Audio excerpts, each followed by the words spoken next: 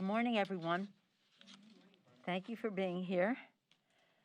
We are really very honored to have Congressman Raskin to lead us through his legislation, which is so very important.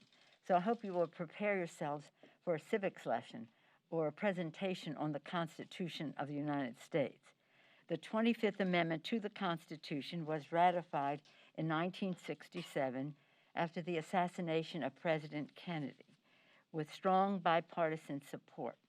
Members of Congress have a duty to take all necessary action to preserve continuity of government and protect the stability and integrity of our democracy for the future.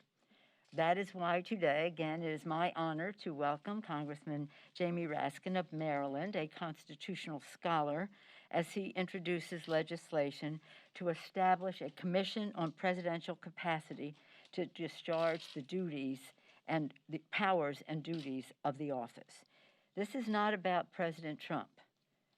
He will face the judgment of the voters, but he shows the need for us to create a process for future presidents. Throughout America's history, our leaders have created and strengthened guardrails in the Constitution to ensure stability and continuity of government in times of crisis. The 25th Amendment creates a path for preserving stability if a president suffers a crippling physical or mental problem and is, quote, in the amendment, unable to discharge the powers and duties of his office and transfers his powers. Specifically, Section 4 of the amendment empowers Congress to set up an independent body to confront such a crisis. Congress has a constitutional duty to lay out the process by which a president's incapacity and the president of any party is determined. This bill honors the duty by creating a standing commission of top former executive officials and medical experts selected in a bipartisan, bicameral way. A president's fitness for office must be determined by science and facts.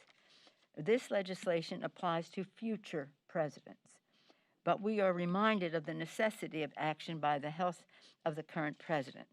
With this bill, the Congress honors our oath to support and defend the Constitution and protect the American people, and we uphold our responsibility to preserve our republic for generations to come. Now it is my honor to yield to the distinguished gentleman from Maryland, a constitutional authority by teaching it, honoring it, and again, legislating to honor our Constitution. Congressman Raskin, thank you for your leadership. Madam Speaker, thank you very much. I'm honored by your words, and thank you for inviting me to present to the press this legislation.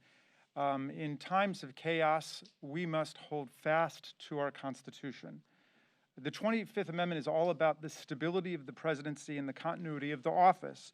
It's a tool that was adopted by overwhelming bipartisan majorities in the House and in the Senate in 1965, and overwhelming bipartisan majorities of state legislatures, 3/4 of whom passed it in 1967.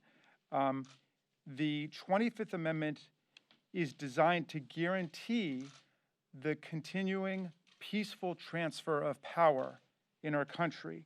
The principal authors of the amendment, like Senators Birch Bayh and Robert F. Kennedy and Congressman Emanuel Seller from New York, wanted to resolve basic questions about stability, continuity, and succession in the office of the presidency. So Section 1 established that if the presidency is vacant, the vice president becomes the president. And believe it or not, that was ambiguous at the time. Section 2 establishes that if the vice presidency is vacant, the president nominates a vice president, and by concurrent majority vote of the House and Senate, that nominee becomes the vice president. Section 3 established a process for the temporary transfer of power by a president who is incapacitated by transmitting to the President pro tem of the Senate and to the Speaker of the House a statement establishing a temporary disability. And this has happened multiple times with various presidents, including President Reagan, who transferred powers to Vice President Bush when he underwent colorectal surgery. Now, Section 4 deals with the problem of a president who becomes incapacitated but has made no provision to temporarily transfer powers, meaning, in the words of Senator Birch Bayh, that the president is unable either to make or to communicate his decisions as to his own competency to execute the powers and duties of his office. In that case, the vice president and a majority of the cabinet, or the vice president and such other body that may be established by Congress, may determine that there is a presidential incapacity and notify the president pro tem and the Speaker of the House of that inability to conduct the powers and duties of office. In that case, the powers would be transferred to the vice president. Now, if you read Section 4, you will see that the president has the opportunity to object, that he actually can conduct the powers despite what the vice president and these bodies are saying. And ultimately, there would be a vote of the House and the Senate, and it requires 2/3 to side with the vice president. So it's made procedurally difficult to make sure that this is really only for the most extreme situations where you have a president who cannot fulfill the functions of the office. Now, it's never been necessary, but the authors of the 25th Amendment thought it essential in the nuclear age to have a safety valve option. And as they often said, we have 535 members of Congress, but we only have one president. In the age of COVID-19, which has killed more than 210,000 Americans and now ravaged the White House staff, the wisdom of the 25th Amendment is clear. What happens if a president, any president, ends up in a coma or on a ventilator and has made no provisions for the temporary transfer of power under Section 3? Who has the powers of the presidency at that point? Is it the chief of staff? Is it the vice president? Is it the secretary of state? This situation is what demands action under Section 4. I wish that Congress had set up this permanent body 50 years ago. It did not do it, but we do need to do this, certainly in the next Congress. The framers of the 25th Amendment knew that you could not always count on the cabinet to act, and so Congress has a role to play, and that role must be totally bicameral and totally bipartisan. And the legislation that I introduced today seeks to establish a 16-member commission that could act in the event of such an emergency, and a chair, a 17th member, chosen by the 16 members themselves. 8 members are chosen, half by Republican leaders and half by Democratic leaders, from medical personnel, physicians, and other medical authorities. The other 8 members are drawn from the ranks of former high-ranking executive branch officers, including former presidents, vice presidents, attorneys general, secretaries of defense, treasury and state, and surgeon general. So the commission is entirely bipartisan, and of course, under the 25th Amendment, it can act only in concert with the vice president, who is the key actor under the 25th Amendment. So the Constitution is designed to give us the tools that we need to deal with the many crises of human affairs that can affect the continuity of democratic self-government. We are in the middle of a momentous election, and as the speaker said, the people will decide that. But when we get through this, the problem that we're talking about today is something serious that we have to face. And I'm delighted to introduce this legislation and to answer any questions you may have. Madam Speaker, can you address the concern here with this commission? And this is a two-part question. Number one, the idea that medical professionals on this commission would not have examined the president. There are ethical issues as to whether or not that's appropriate for them to rule or make a judgment on a president's health if they have not done that. And number two, you say this is something in the future Congress that should be addressed. Mr. Speaker, you said this is not about this president. How can we read that at this point in time when you talk about COVID-19, this not being about this president? So I'll answer the first question. I'll let the speaker take the second. The legislation sets up a process by which Congress, through concurrent votes in the House and the Senate, could direct the commission to conduct a medical exam of the president. And that would include whatever the members of the commission think is necessary to determine whether or not there's an incapacity. If the president refuses, and the president would have a right to refuse, that could be taken into account by the commission, which would have to rule based on all of the other evidence that it has. Again, this isn't about any judgment anybody has about somebody's behavior. This is about a diagnosis, a professional medical diagnosis. Let me just back up for a second just to put personal here. When this happened, it was after the assassination of President Kennedy. And you may not know this, you weren't born yet, but there was and Lyndon Johnson became president, there was no vice president. And if anything had happened to President Johnson and his health was not the greatest, the Speaker of the House would have become the President of the United States. So this sets up how you would elect another, a vice president, how a vice president would be chosen by the president, but voted upon by the House and Senate. And of course, that's what happened with Gerald Ford. He was, after Spiro Agnew, all that, he was appointed the vice president and very popular in the Congress on both sides of the aisle, both sides of the Capitol. I love the story about how that happened because on his 90th birthday, Gerald Ford came to the House, which is where he sprang from. He was the minority leader. And I said, Mr. President, I'm so honored to serve. I was minority leader at the time. I'm so honored to serve in the position that you served in. And he said to me, I served with your father. I served with your father, and he started to tell me stories about that.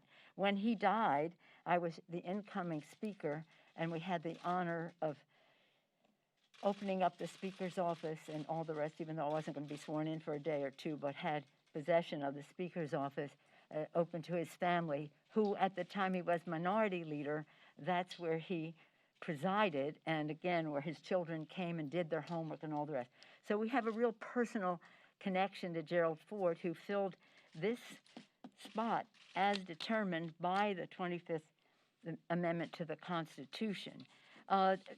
We can do a couple things at once. We can engage in our political activity for the public to make its verdict 25 days from now, and at the same time honor our responsibilities to have something in place that does not apply to this president, but certainly raises the issue. If a president, and this is, not with bad intention, if a president becomes incapacitated by stroke or ventilation, whatever it happens to be, that he would not have the ability, as Ronald Reagan had, as President George Herbert Walker Bush had, as President George W. Bush had, to make a judgment for this period of time, I transfer the power. So this sets up a formula. It's not for any of us to decide that. It's about a process to decide it. And as the distinguished gentleman said, without the vice president is crucial to this, and that would be the vice president of the president's party. Madam Speaker, just a few weeks ago, or a week or two ago, you were toying with the idea of impeachment. Now you're talking about the 25th I was doing what? You're toying with the idea of impeachment. I was not toying with the idea of impeachment. And now you're talking about talking a about predicate that did not exist. Another question, because that is based on a false thing. Yes, sir.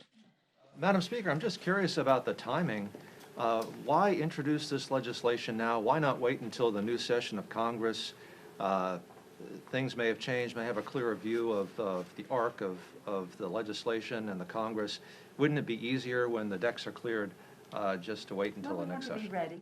and it takes time, and there's been a call for why not execute the 25th Amendment. That's not what we're doing. We're saying let us Congress exert the power that the Constitution gave it. Jamie, did you want to speak to that? You know, it's interesting that when I found that the body had never been set up, and I guess the reason is that there's never a really good time to do it because it's always seen just in its local circumstance as opposed to the need to have this institutionally.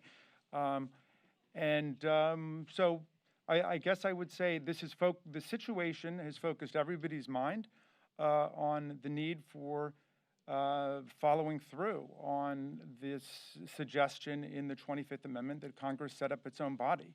And I think, again, in the age of COVID-19, where a lot of government actors have been afflicted by it, we need to act.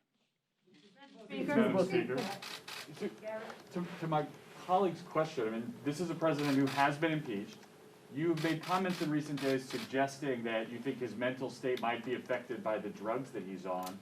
What do you say to those who see what you're doing now and say, aha, this is just another attempt to go around the public and try to get rid of this president, you know, through a way that's not an election? Well, let me first say, what I said about the president and the drugs was, there are those who believe that taking certain medications can affect your judgment. I don't know. I said, let's say what I actually said. I don't know. That's what I said on a call with my members. So you may have gotten it through several times removed. There are those medical professionals who say that certain medications can impair judgment. I don't know. And this is not, I appreciate your question because this is really important. It's not about any of us making a judgment about the president's well-being. It's about this respected, bipartisan, both aspects of it, the medical side of it and the dignitary statesman side of it, are selected equally by the speaker, the leader, the speaker, the leader, in a bipartisan way. And the vice president is crucial to that.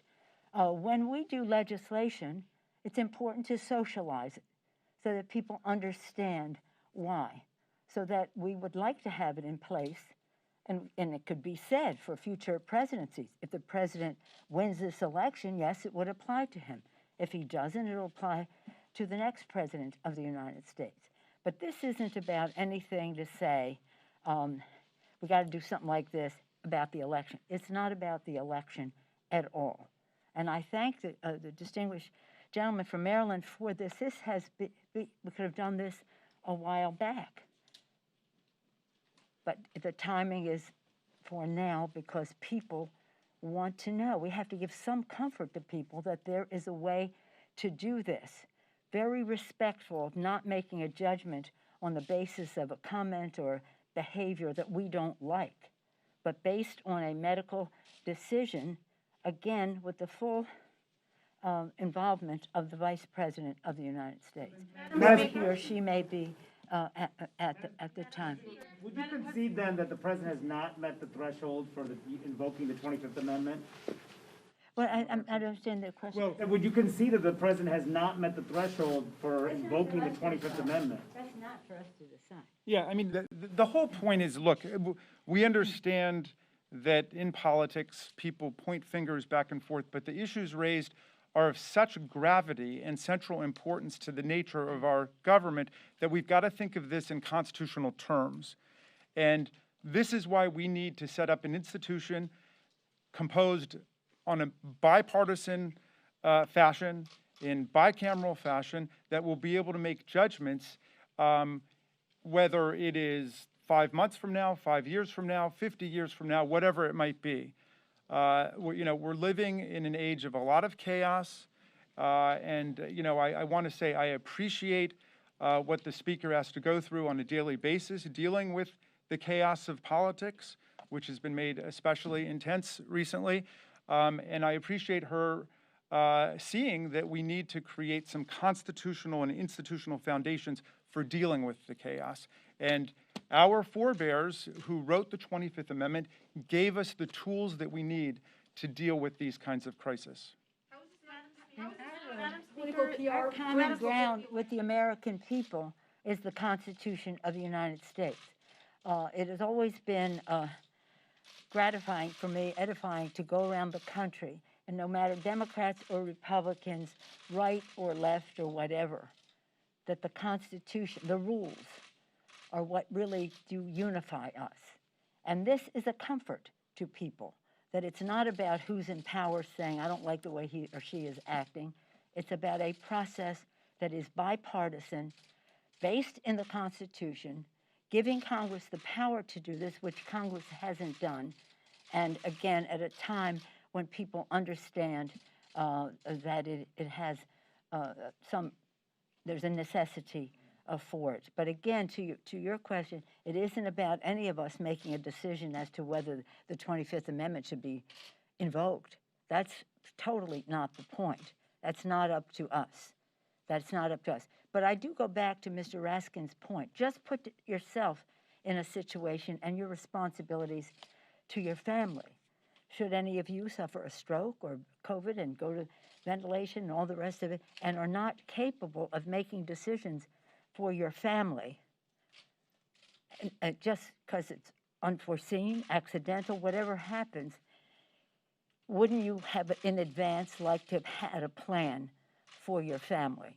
Even if it's temporary, God willing, even if it's temporary, that would be in place. So that's what this is.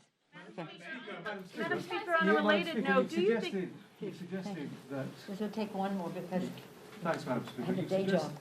You've suggested that President Trump has an altered state of mind. What are the indications of that? And if I may, recently you commented on UK Brexit policy. Do you think Prime Minister Boris Johnson is an example of somebody whose capacity to govern is reduced by coronavirus? I have no idea, nor do I have of President Trump. I just said he is under medication. Any of us who is under medication of that seriousness is in an altered state. He has bragged about the medication that he has taken. And again, there are articles by medical professionals saying this could, as I said earlier, could have an impact on judgment. I don't have the faintest idea about Boris Johnson, but I'm glad you brought up the subject because I think we have to be very careful about what happens in the UK. We have very stringent rules in terms of the Food and Drug Administration here about the number of clinical trials, the timing, the number of people, and all the rest, so that when a drug is approved by the FDA and the scientific advisory committee, that it is safe and efficacious, then it will have the trust of the American people to take it. So vaccines are about trust. We want people to take it. So we pray that it is soon. The sooner the better. Not one day sooner than it is safe and efficacious, but not one day later either. And my concern is that the UK's system for that kind of judgment is not on a par with ours in the United States. So if Boris Johnson decides he's going to approve a drug and this president embraces that, that's the concern that I have about any similarity between the two. Thank you all very much. Madam Speaker, on a related note, do you think it's safe for the president to go out campaigning tomorrow?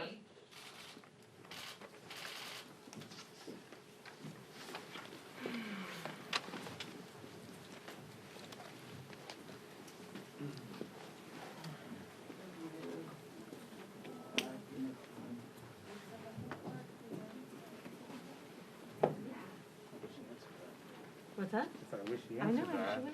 That was exactly the question I was going to ask. That was annoying. Yeah.